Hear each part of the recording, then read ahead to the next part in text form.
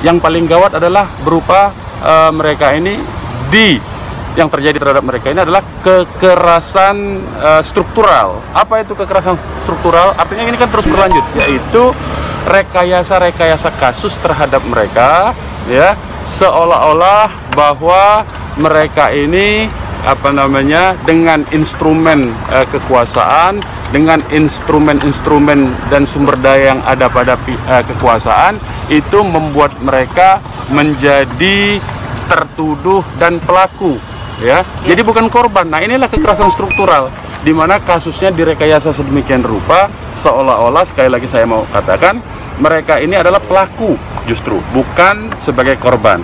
Dan itu sudah terbukti, ya, kekerasan struktural ini dengan dijadikannya atau dengan dipanggilnya wartawan juga. Salah satu wartawan FNN dipanggil hari ini menghadap ke Barreskrim, dipanggil sebagai saksi, padahal kan dia cuma memberitakan. Nanti kalau anda ini memberitakan, ini dipanggil saksi juga, padahal cuma memberitakan investigasi ke lapangan, dipanggil dalam perkara 170, kan aneh itu.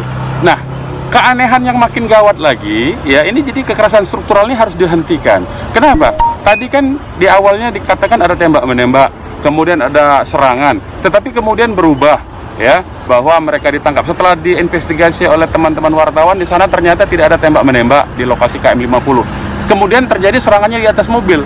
Nah, kalau serangannya di atas mobil, ya, kita pertanyakan, kalau 4 orang yang masih hidup itu di atas mobil, artinya kan itu sudah diakui, ya, sekarang ini sudah diakui bahwa yang 4 masih hidup. Itu dulu poinnya, ya. 4 itu masih hidup pada saat itu, berarti tidak terjadi tembak-menembak. Kemudian dibawa pakai mobil, dan di dalam mobil dikatakan difitnah bahwa melakukan mencoba merampas senjata petugas. Loh, tadinya katanya ada senjata dari yang tewas ditembak, ya.